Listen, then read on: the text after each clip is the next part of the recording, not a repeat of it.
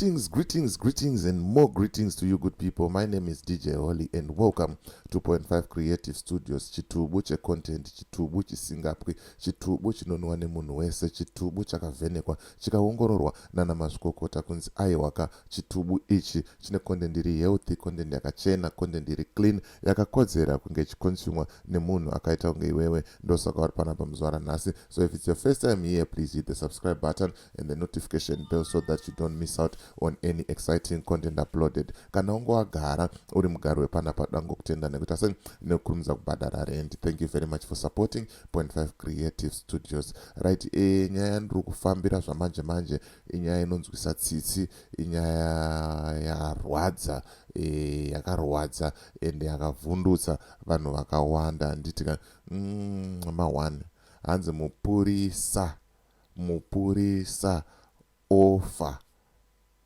ari pakati pekubatsira Hure. Hanzi kufira Hure. Pakashata baba, pakashata ma1. Saka ndonyaya ndinayo, ndonyaya ndikuratidzewo zviri kuitika munharaunda. Ma1, it's a very very sad story. Saka tichida kuti tipinde munyaya yedu tikurukure tionesane kuti zvinhu zvakadai so zvinombokonzerwa nei, chii chiri kumboita kuti zvinhu zvisvike pazvasvika apa. Handitika ma1. Saka ndapinda munyaya yangu ndingogara ndichisimbisa vanhu kuti vanhu ngavaite sei, ngavarongeke. Munhu vhura bank account, usagare nemari mumba. Bata maiko panhamba dziri pascreen idzo. Woita sei wovhura bank account, zvinhu zvako zvoita sei zvoendeka. An FNB account chinongodiwa ipassport chete, nyange usina permit unoitirwa chii, unoitirwa mudiginyira wacho. Zvinhu zvako zvoita sei, zvinhu zvako zvoenda kumbera. Handitika. Saka bata maiko panhamba idzo dziri pascreen idzo, wotaura kuti tabva nekuna DJ Holly ndovati iwo ndio munhu wacho unokwanisa ita zvinhu.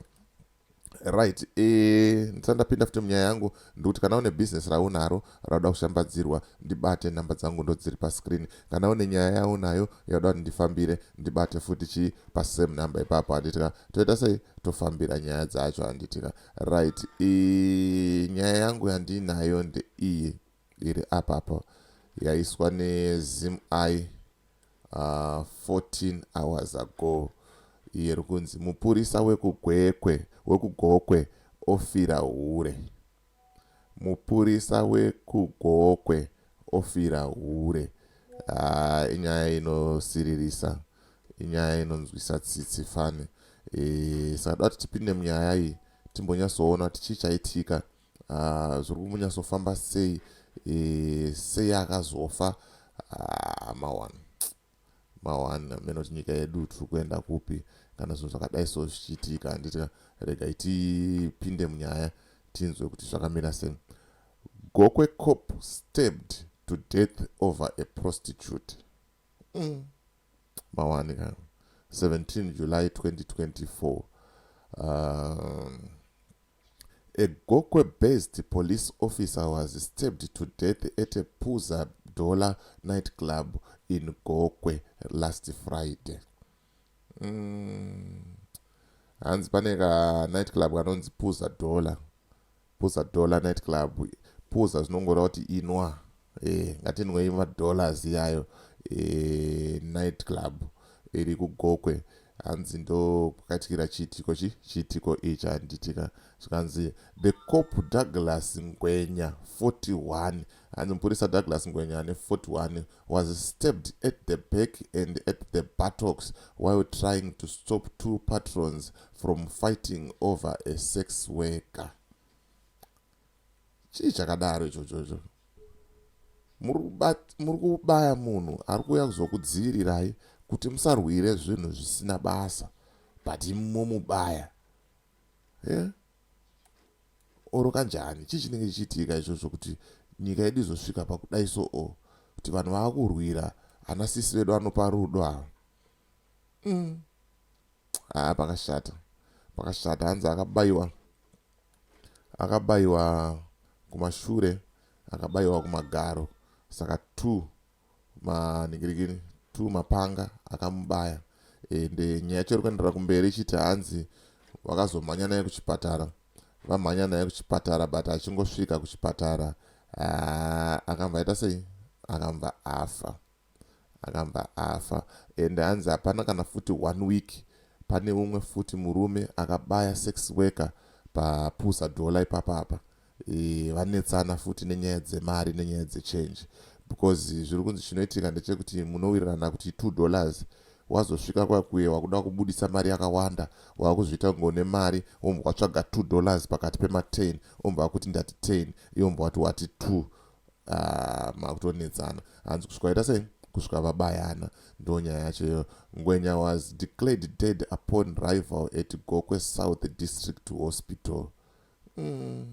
Pakashata baba, pakashata. Ndo zvinhu zvatiri kusangana nazvo zvamanje manje, ndo zvinhu zviripo, ndo nyaya dzacho idzodzo dziri kuitika mukati menyika. Ndo nyaya dziri kutogumbura vanhu, ndo nyaya dzacho idzodzo. Saka handizoziva hangu kuti chikonzero chingaite kuti vanhu vasvike pakuzodaro chii. Is it lack of entertainment, lack of employment here, kana kuti vanhu tangoshayiwa zvedu hunhu, hatisisina zvedu hunhu, tangofumuka. I remember tiri kudhara tichikura, munhu kana aita akaisa ma-earrings aibva atonzi ipfambi, aita akaisa lipstick aibva atonzi ipfambi. And zvinhu izvi zvaihera zvekutoita sei, zvekutodaro. But zvino izvi tiri kuvaona almost naked on social media. Kumatelegram uko vari kutoita zvekutotengesa zviri official, vasingatombowanise kana mafesi. But chii chaita kuti senyika tisvike panzvimbo pakadai so? Chii chaita kuti vana vevhu, vana veZimbabwe titambure pakusvika pakutengesa muiri yedu, pakusvika pakurwira pfambi? Endo ukada kuzozvitarisisa, ukada kudzika-dzika, varume ava varume vanenge vatori nevakadzi kudzimba, vane magirlfriend futi paside, but kutouchline futi vanenge vachibudikira.